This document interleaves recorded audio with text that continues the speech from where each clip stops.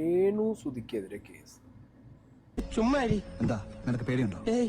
ഇവര് പേടിക്കും. ഞാൻ ഈ ടോപ്പിക് സംസാരിക്കേണ്ട സൈഡാക്കാന്നൊക്കെ വിചാരിച്ചാണ്. അയ്യോ എന്നിട്ട് എന്ത് പറ്റി? ക്രിട്ടിസൈസ് ചെയ്യുന്നതിന്റെ കൂട്ടത്തിൽ തന്നെ ഇങ്ങനൊരു കാര്യം കാണുമ്പോൾ ഇതെന്തിനു വേണ്ടി എന്നുള്ളൊരു സാധനം നമ്മുടെ മൈൻഡിൽ വരുമല്ലോ. അപ്പോൾ എന്താടോ അവിടെ ഒരു ചുറ്റിക്കളി? അത് നമ്മളെ പ്രേക്ഷകരായിട്ട് ഷെയർ ചെയ്യണം. നിങ്ങളുടെ ഒരു മൈൻഡ് എനിക്ക് അറിയണം. കാരണത്തിനാല് പെടകൊള്ളാത്തതിന്റെ വിവരക്കെടാതാണ് ഈ പറയുന്നത്. രേണു വരെ ഞാൻ എവിടെയും ഈ ഇനായസ് പിള്ളை, അതായത് സുധീര സെക്കൻഡ് വൈഫിനെ എവിടെ അഡ്രസ് ചെയ്ത് ഞാൻ കണ്ടിട്ടില്ല.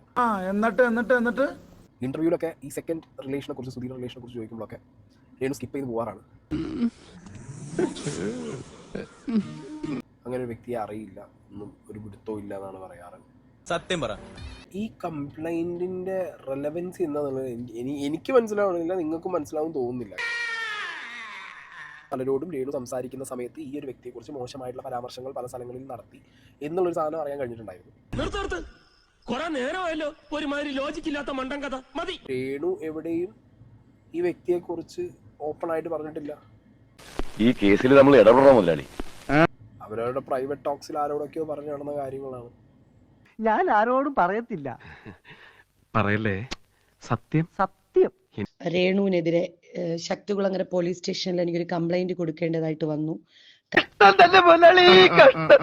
പല മീഡിയകൾക്ക് മുന്നിലും പല ആൾക്കാർക്ക് മുന്നിലും വീണ്ടും വീണ്ടും എന്നെ അപകീർത്തിപ്പെടുത്തിക്കൊണ്ടിരിക്കുവാണ്. നേരാണോടെ നീ പറഞ്ഞത്? അതേന്ന്. അപ്പൊ എനിക്ക് കംപ്ലൈന്റ് കൊടുക്കാതിരിക്കാൻ പറ്റിയില്ല. ഞാൻ കംപ്ലൈന്റ് കൊടുത്തു. ഇതൊക്കെ പാരമ്പര്യമാടാ. നിന്നേക്കാ വലിയ തല്ലുകൊള്ളിയായിരുന്നു താഴെ ഇരുന്ന് കുറ്റം പറയുന്ന നിന്റെ തന്ത. ബാക്കി അവര് നോക്കിക്കോളും. ഇനി എന്ത് കാര്യങ്ങളാണെങ്കിലും അവര് നോക്കിക്കോളും. അത് ഞാൻ ഏറ്റു.